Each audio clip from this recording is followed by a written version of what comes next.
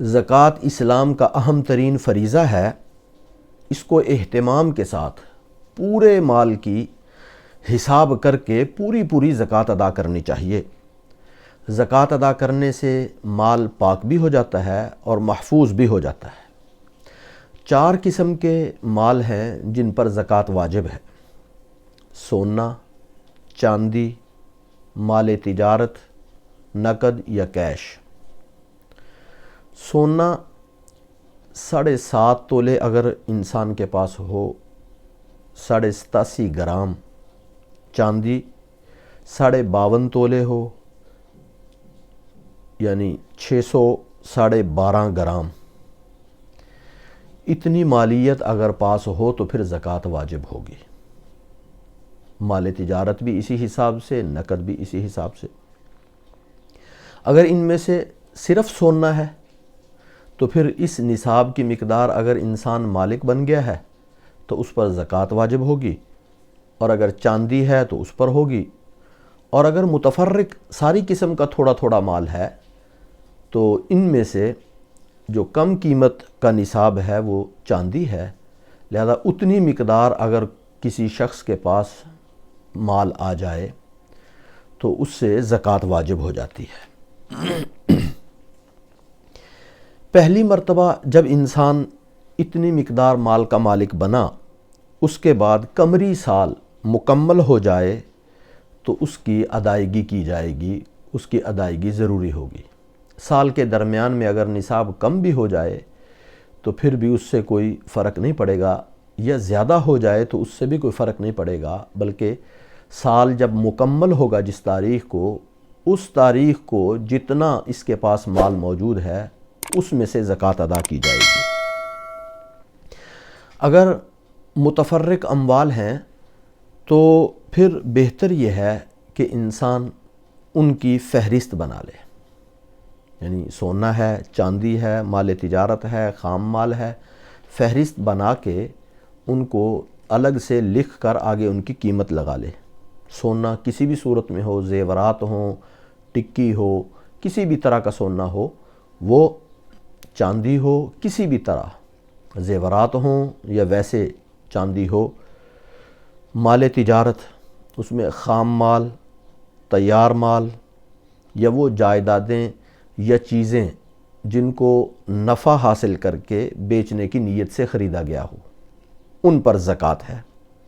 اسی طرح نقد کسی بھی ملک کی کرنسی ہو، اکاؤنٹ میں پیسے ہوں، قابل وصول قرضے جو لوگوں سے وصول کرنے ہیں، لینے ہیں قرضے، کمیٹی جو ابھی نکلی نہیں ادا کر رہا ہے، جتنے یہ پیسے بنتے ہیں ایک طرف فہرست بنا کے ان کو لکھتا جائے اور آگے ان کی قیمت لگا کے نیچے ٹوٹل کر لے، اور دوسری طرف وہ قرض جو اس نے ادا کرنے ہیں وہ لکھ لے۔ ملازمین کی تنخواہیں ہیں، کمیٹی جو وصول کر لی ہے ابھی اس کی باقی قسطیں ہیں، یا کوئی چیز قسطوں پر خریدی ہے اس کی قسطیں ابھی ادا کرنے والی رہتی ہیں، وہ تو یہ ان چیزوں کو بھی سب کو ایک طرف لکھ لے، ان کی فہرست بنا لے اور آخر میں ٹوٹل لگا لے۔ ٹوٹل لگانے کے بعد پھر یہ جو قابل ادا قرضے ہیں ان کو دوسری فہرست سے منہا کر لے۔ منہا کرنے کے بعد جو اصل باقی قیمت بچے اس کا 2.5% زکوٰۃ ادا کرنی ہے، اس کو تقسیم کر لے 2.5% پہ، تو 2.5% زکوٰۃ ادا ہوگی، یعنی 40واں حصہ۔ اور بہت سارے حضرات نے ان کے فارم بنائے ہیں آسانی کے لیے، ہم بھی ایک فارم آپ کے سامنے دکھا دیتے ہیں کہ ایک طرف جتنی ذمہ داریاں ہیں وہ لکھی ہوئی ہیں اور دوسری طرف جو مال ان کے پاس موجود ہے وہ سارے لکھے ہوئے ہیں۔ ان کا حساب آسان ہو جائے گا، ان کو دیکھ کر زکوٰۃ کا حساب کیا جا سکتا ہے۔ میں نے اجمالاً مختصراً آپ کے سامنے یہ عرض کر دیا، باقی تفصیل اگر کسی چیز کی ضرورت ہو تو وہ علماء سے اس کا مسئلہ پوچھا جا سکتا ہے۔ زکوٰۃ جب انسان نے ادا کرنی ہے تو اس وقت اخلاص کے ساتھ اللہ کی رضا اور خوشنودی حاصل کرنے کے لیے ریا اور نمود سے، شہرت سے بچتے ہوئے اللہ کی رضا حاصل کرنے کے لیے انسان زکوٰۃ ادا کرے۔ زکوٰۃ کو زیادہ چھپانا نہیں چاہیے، بلکہ صدقے کو زیادہ چھپانے کا اہتمام کرنا چاہیے۔ زکوٰۃ ادا کرے اور مستحقین کو خود تلاش کر کے زکوٰۃ ان تک پہنچانے کی کوشش کرے۔ پھر مستحقین کی بھی ظاہری حالت دیکھ کر سرسری تحقیق کافی ہے، زیادہ باریک بینی کے ساتھ تحقیق کرنے کی ضرورت نہیں ہے۔ اور جس کو زکوٰۃ دی جا رہی ہے اس کو یہ بھی بتلانا کوئی ضروری نہیں کہ یہ زکوٰۃ کا مال ہے، اس سے زکوٰۃ ادا ہو جائے گی۔ ادائیگی میں کوشش یہ کرے کہ زکوٰۃ جلدی سے جلدی ادا ہو، جب حساب کر لیا اس کے بعد جلدی زکوٰۃ کا مال ادا کر دے مستحقین کو۔ اور فقراء اور مساکین کے ساتھ خوش خلقی کے ساتھ پیش آئے، غرور اور فخر نہ کرے، کسی قسم کا احسان نہ جتلائے، اور ان کی عزت نفس کا پورا خیال کرے اور ان کی ذرہ برابر تحقیر نہ کرے۔ ایسے انداز سے زکوٰۃ دے کہ کسی کو ذرہ برابر شرمندگی محسوس نہ ہو، وہ اپنی تحقیر نہ سمجھے اور اس پر احسان نہ جتلایا جائے۔ اور مستحقین میں بہتر یہ ہے کہ نیک لوگوں کو ترجیح دی جائے۔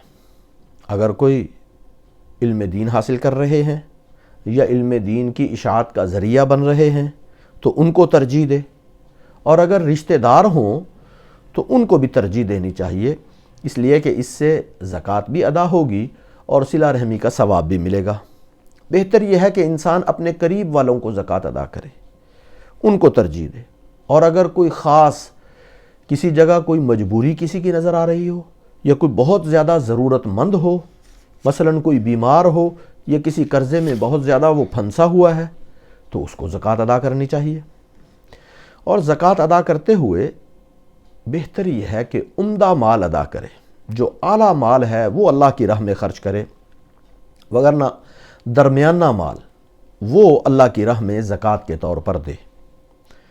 بالکل ہلکا ردی مال اللہ کی راہ میں نہیں دینا چاہیے، اور جس کو یہ خود اپنے لیے پسند نہیں کرتا، یہ اللہ کی راہ میں اس کو زکوٰۃ میں ادا نہیں کرنا چاہیے۔ جب انسان زکوٰۃ ادا کرے تو زکوٰۃ ادا جس کو زکوٰۃ ادا کر رہا ہے اس سے کسی بدلے کی، احسان کی توقع ہرگز نہیں ہونی چاہیے۔ اس انداز سے اگر زکوٰۃ ادا کریں تو انشاءاللہ اللہ کی رحمت سے امید ہے کہ اللہ تبارک و تعالی اس کو قبول بھی فرمائیں گے اور برکت کا ذریعہ بھی بنائیں گے۔